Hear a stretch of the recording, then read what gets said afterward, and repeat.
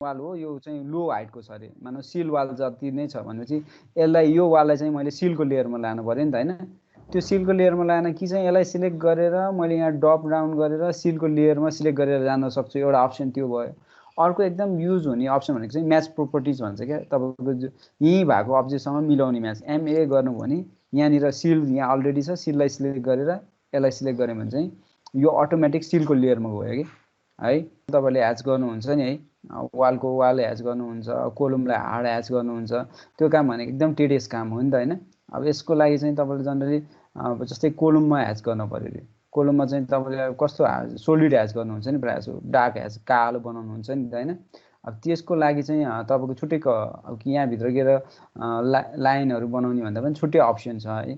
त्यसको लागि चाहिँ एचए भन्ने ह्याच भन्ने अप्सन छ है, एचए गर्नु ह्याच अप्सन देखाउँछ हैन।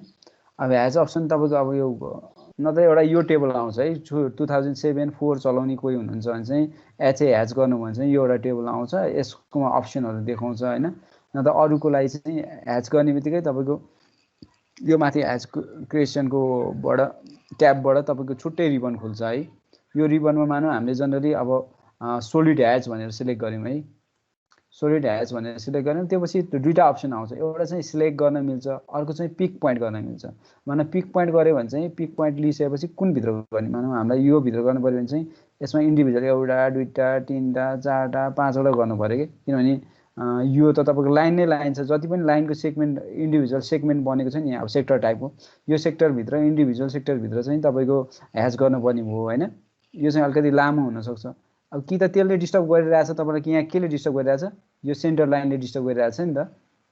यो सेन्टर लाइनको लेयरलाई नै अफ गर्न सक्नुहुन्छ है, टर्न अफ गरिदिनु हो भने अब काम गर्न अलिकति सजिलो होला कि।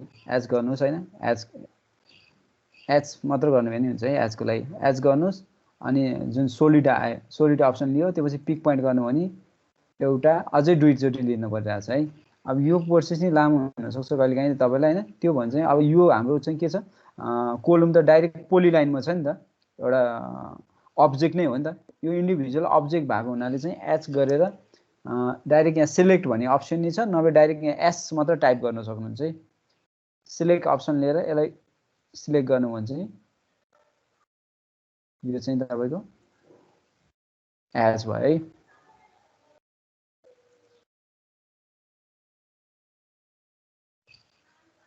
यो चाहिँ अब यति गरिसकेपछि इन्टर गर्दैन। अब यो सबै एउटै काम। अब यो पनि केमा छ, हाम्रो विन्डोको अप्सनमा छ है। तर हामीलाई यो के को अप्सन हुनु पर्यो, ह्याचको अप्सन हुनु भयो।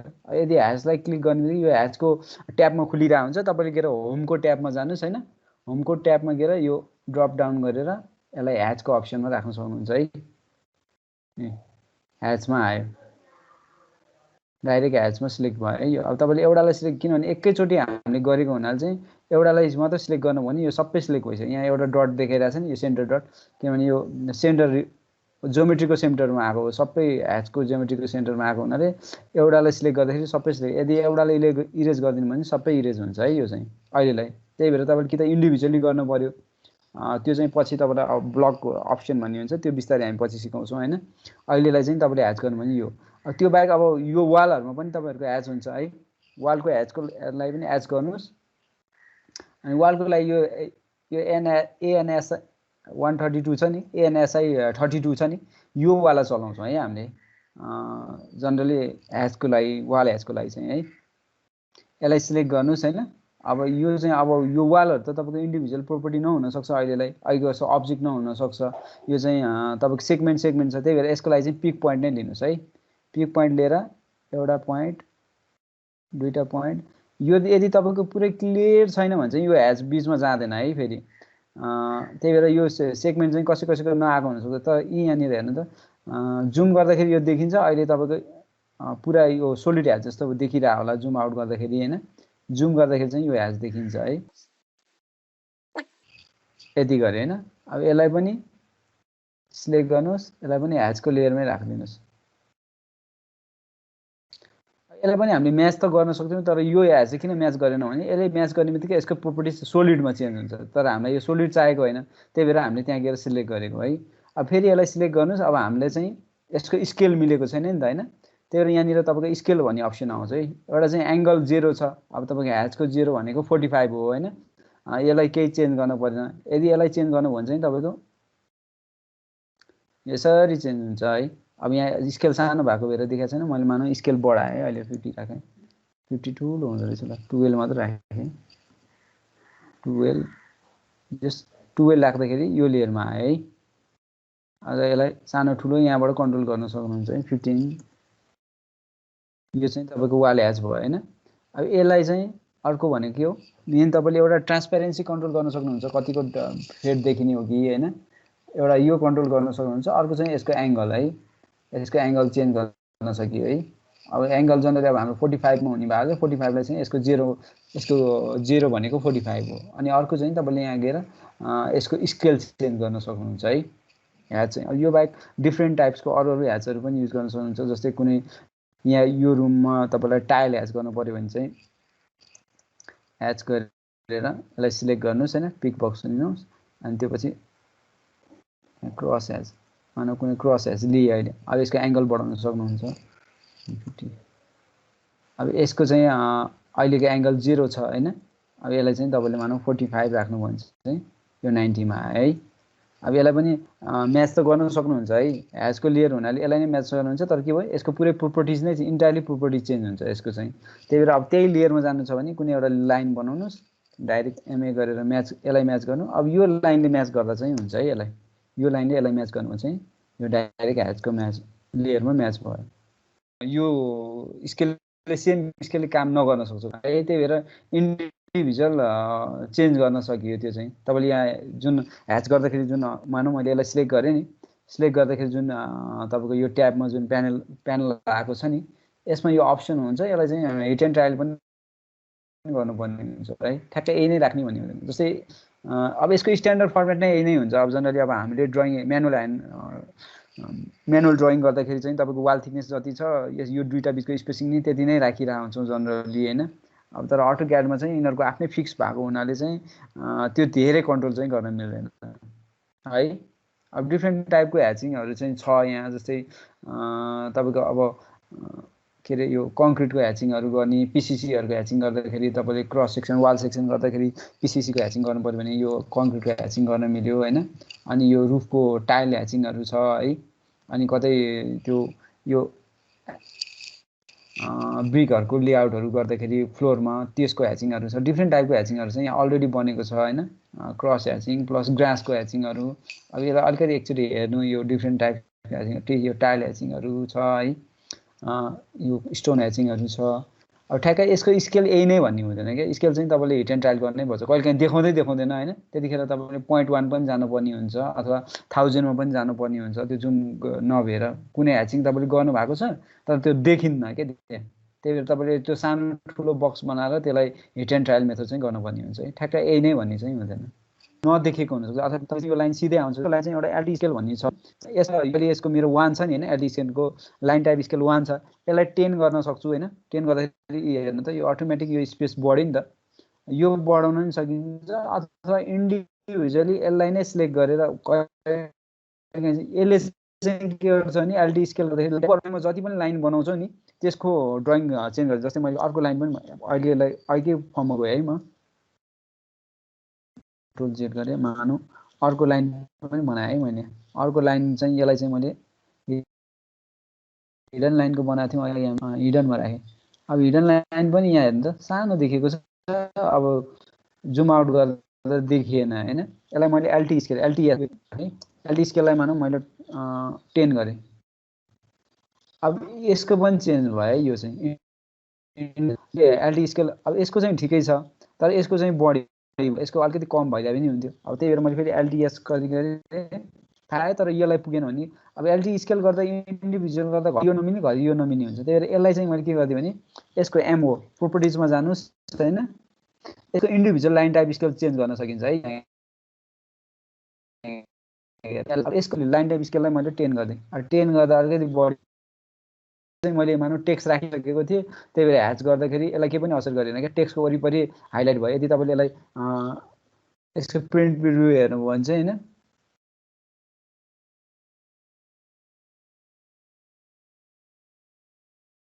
यो तपाईँको जहाँ टेक्स्ट छ नि यहाँ अटोमेटिक तपाईँको ह्याचहरू कट आउट भएको छ है यसमा। अब कहिलेकाहीँ चाहिँ के हुन्छ नि तपाईँले अलरेडी ह्याच गरिसक्नु भएको कन्डिसन हुनसक्छ होइन।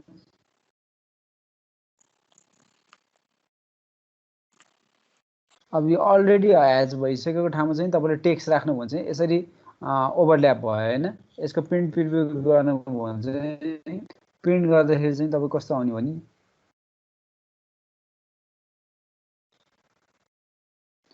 यो टेक्स्ट माथि नै ह्याचहरू आएको छ क्या है। अब यस्तो चाहिँ हुनु भएन। अब यदि मानौ कि त फेरि यसमा ह्याच गर्नुपर्ने कन्डिसन आउँछ, नभए चाहिँ अर्को के गर्न सक्छ भने चाहिँ यसलाई मास्किङ गर्न सक्नुहुन्छ है। मास्क भन्छ क्या, टेक्स्ट मास्क भन्छ है। टिएस टेक्स्ट एमएसके मास्क गर्नु होइन। टेक्स्ट मार्क्स गर्नु भने चाहिँ यसलाई सिलेक्ट गर्नु होइन। अब यो अटोमेटिक यसमा एउटा लाइन आएको छ। अब यो चाहिँ के भएको छ नि यो टेक्स्ट माथि छ, त्यही भएर यो देखेको हो। यसलाई के भन्छ भने चाहिँ राइट क्लिक गरेर यसको ड्र अर्डर फ्रन्ट गर्नु होइन। यो भने चाहिँ यो टेक्स्ट माथि हुनु पर्यो है। टेक्स्ट माथि आइसक्यो, यसको अर्डर राइट क्लिक गरेर ड्र अर्डर भनेर ब्रिङ फ्रन्ट गर्नु है, किनभने टेक्स्टलाई माथि ल्याउन खोजेको। यसको पछाडि एउटा डार्क नदेखिने ऊ छ होइन, त्यसले गर्दाखेरि चाहिँ यो नदेखेको है। यो पनि गर्न सक्नुहुन्छ। न सबभन्दा राम्रो चाहिँ पहिले टेक्स्ट राखेर अनि त्यसमा ह्याच गर्न सक्नुहुन्छ है। बेरमा पनि डिफ्रेन्ट टाइपको लेयरहरू क्रिएट गर्नुपर्ने भयो। म एकचोटि सर फेरि भनिदिन्छु है। लेयरको सुरुको लेयर क्रिएट गर्नको लागि चाहिँ एलए गरेर गइसकेपछि तपाईँलाई डिफ्रेन्ट यहाँ अप्सनहरू आउँछ। कुनै लेयरहरू चाहिँदैन भने जस्तै नयाँ लेयर एड गर्नु पऱ्यो भने चाहिँ नयाँ लेयर एड गर्नु मिल्यो। यहीँबाट अल्ट एन पनि गर्न सक्नुहुन्छ अथवा न्यू लेयर पनि गर्न सक्नुहुन्छ, अथवा यहीँ गएर राइट क्लिक गरेर न्यू लेयर पनि गर्न सक्नुहुन्छ है। अनि कुनै लेयरहरू तपाईँलाई चाहिँदैन डिलिट गर्नु पऱ्यो भने चाहिँ डाइरेक्ट यहाँनिर अल्ट डिलिट पनि गर्न सक्नुहुन्छ, अथवा यहाँ लेयरको लागि यहाँ डिलिट भन्ने अप्सन। जस्तै मलाई कुनै लेयर चाहिएन, फर्निचरको चाहिएन, किनभने ड्रइङहरू कहिलेकाहीँ यो लेयरले गर्दाखेरि पनि हेभी ड्रइङ पनि छैन, यसले हेभी पनि गराउन सक्छ। यो चाहिएन भने चाहिँ यहाँ गएर डाइरेक्ट डिलिट गर्न सक्नुहुन्छ है। अनि कुनै लेयरलाई डाइरेक्ट यहाँ आएर करेन्ट लेयरमा मानौँ मेरो अहिले यो राइट देखाइरहेको विन्डो चाहिँ करेन्ट लेयर हो। यो बाहेक चाहिँ मलाई डोरमा गएर काम गर्नु छ, डोरलाई करेन्ट लेयर गर्नु पऱ्यो भने चाहिँ यसलाई सिलेक्ट गरेर यसलाई यो क्लिक गर्नुभयो भने चाहिँ सेट करेन्ट हुने भयो है। यो करेन्ट लेयरमा सिलेक्ट हुनुभयो। यस एउटा चाहिँ लेयरमै गएर काम गर्न सक्नुभयो, अर्को चाहिँ त्यहाँ गएर काम गर्न सक्नुभयो। अनि यसमा चाहिँ डिफ्रेन्ट टाइपको कुनै लेयरहरू हामीलाई चाहिँदैन, त्यसले अब्स्ट्रक्ट गरिरहेछ भने चाहिँ यसलाई अन अफ गर्न सक्नुहुन्छ है। अनि यो कलरहरू भनेको चाहिँ तपाईँले के हो, कलरहरू चाहिँ डिफ्रेन्ट टाइपको कलरहरू पनि सिलेक्ट गर्न सक्नुभयो। अब यो चाहिँ प्लट स्टाइलमै काम गर्नु कोही छ, अथवा कुनै तपाईँले भविष्यमा काम गर्नुभयो भने चाहिँ त्यही अनुसारै चुज गर्नुपर्ने हुन्छ। न त अहिले चाहिँ आफूलाई सहिलोको लागि इजी हुनको लागि अथवा कन्फ्युजन नहुनको लागि चाहिँ डिफ्रेन्ट कलर लेयरहरू चुज गर्न सक्नुहुन्छ है। अनि लाइन टाइप त अब तपाईँले पहिला ड्राफ्टिङमै सिक्नु भएको कुराहरू हो। डिफ्रेन्ट टाइपको लाइन टाइपहरू सोलिड, सेन्टर, फ्यान्टम, हिडन लाइनहरू होइन। अब कहिलेकाहीँ जिगज्याग लाइनहरू पनि हुनसक्छ। त्यो डिफ्रेन्ट टाइपको लाइनहरू तपाईँले चुज गर्नु पऱ्यो भने चाहिँ यहाँ गएर यहाँ भएको लाइनलाई सिलेक्ट गर्न सक्नुहुन्छ। छैन भने चाहिँ लोड गर्न सक्नुहुन्छ है। यहाँ एक्स्ट्रा लोडहरू फाइलहरू हुन्छ होइन, कसैलाई जिगज्याग चाहिन सक्नुहुन्छ। कहिलेकाहीँ चाहिँ तपाईँले अब सटरहरू बनाइरहेको कन्डिसनहरू आउनसक्छ, त्यसको लागि डिफ्रेन्ट अब यो ब्याटिङहरू युज गर्न सक्नुहुन्छ होइन। अब तपाईँले कस्तो टाइपको लाइनहरू युज गर्नुभएको छ त्यो अनुसारको लाइनहरू चाहिँ यहाँबाट लोड गर्न सक्नुहुन्छ है। अनि अर्को भनेको चाहिँ इम्पोर्टेन्ट भनेको चाहिँ लाइन वेट। लाइन वेट चाहिँ तपाईँको ड्रइङमा पनि हामीले अब जनरल ड्राफ्टिङ गर्दाखेरि तपाईँले आफ्नो ड्रइङ अब वर्किङ ड्रइङ गर्दाखेरि चाहिँ डिफ्रेन्ट लाइन वेटहरू, जस्तै वालको थिकनेस, किनभने सबै ड्रइङको लाइन वेट एउटै हुँदैन। हामीले हेर्दाखेरि लाइन वेट फरक पर्दाखेरि पनि तपाईँको ड्रइङ एट्र्याक्टिभ हुन्छ है। त्यही भएर डिफ्रेन्ट टाइपको लाइन वेटहरू सकेसम्म छुट्टा छुट्टै इन्टिटीलाई चाहिँ छुट्टा छुट्टै लाइन वेटमा छुट्टा छुट्टै लेयरमा काम गर्न पायो भने चाहिँ तपाईँको ड्रइङ हेर्दाखेरि पनि राम्रो हुन्छ है।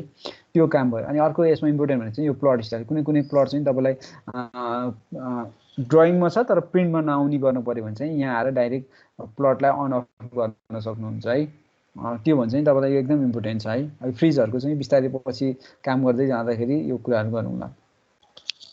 एउटा चाहिँ ड्रइङहरू चाहिँ के हुन्छ नि अब डिफाइन छैन अरे। मानौँ रेक्टेङ्गल आर गरेँ मैले, ड्रइङ गर्दाखेरि तपाईँले वाल बनाइराख्नु भएको छ होइन, कुनै ब्रेक हुनसक्छ तर ड्रइङमा थाहा हुँदैन नि त। अनि ह्याच गरेर तपाईँले पिक पोइन्ट गर्दाखेरि अब यो तपाईँको स्क्रिन नै जाम हुने, अब पुरानो तपाईँको मेमोरी कमवाला ल्यापटप छ भने चाहिँ स्क्रिन नै जाम हुन्छ है। तपाईँको यो डिफाइन हुँदैन क्या त्यतिखेर। अब यसले यहाँ अप्सनै दियो तपाईँको डिफाइन छैन भनेर, त्यतिखेर त्यो अप्सनमा चाहिँ तपाईँले अब त्यो कि लुप पोइन्ट पत्ता लगाउनु पर्यो कि यो भित्र तपाईले अर्को एउटा कुनै नदेखिने लेयर बनाएर त्यसको लागि अघि हामीले लेयर बनाएको थियौं नि कुनै एउटा प्यासिभ लेयर बनाउन सक्नुहुन्छ हैन कुनै एउटा प्यासिभ लेयर बनाउनु त्यो प्यासिभ लेयरलाई चाहिँ प्रिन्ट अफ गरिदिराख्नु के अब यो चाहिँ अब एउटा ट्रिक हो किनभने हेभी ड्रइङहरुमा चाहिँ तपाईको प्राय सो ह्यासले गर्दाखेरि एकदम कम्प्युटर ह्याङ हुने चान्सेस म्याक्सिमम नै हुन्छ है त्यही भएर त्यस्तो लेयर छ भने चाहिँ तपाईले मानौ अहिले मैले यहाँनिर यो ड्रइङ नभएको कन्डिसन भइरहेको चाहिँ मैले सानो सानो रेक्टेंगल बनाएर यदि त्यो प्रब्लम आइराख्यो भने चाहिँ सानो सानो रेक्टेंगल बनाएर यो रेक्टेंगल चाहिँ अब मेरो यो जुन मैले पीएसबी लेयर एउटा प्यासिभ लेयर बनाएको छु नि यो प्यासिभ लेयरमा चाहिँ यसलाई प्रिन्ट नहुने बनाएको छु त्यसलाई चाहिँ तपाईले सिलेक्ट गर्ने डाइरेक्ट सिलेक्ट अप्सनमा गएर यसलाई प्लस यसलाई सिलेक्ट गरेपछि अटोमेटिक त्यो लेयर बन्छ है अब यसको लेयर चाहिँ हामी केमा राखेको थियौं अब यहाँ देखाएको छैन तपाईको हैन किनभने यसको एंगल 0 अब स्केल चाहिँ अहिले हामी कति 15 12 कति राख्यौं त्यति राखेपछि बल्ल आउने भयो यो अब यसको पनि लेयर सिलेक्ट गर्दाखेरि आइ भनेको थियो सिलेक्ट गर्दै ह्यासलाई लेयरमा लैजानु पर्यो भने चाहिँ जनरली तपाईको यो ट्याब चेन्ज गर्नुपर्ने हुन्छ होम ट्याबमा गएर फेरि लेयरमा आएर अनि सिलेक्ट गर्नुपर्ने हुन्छ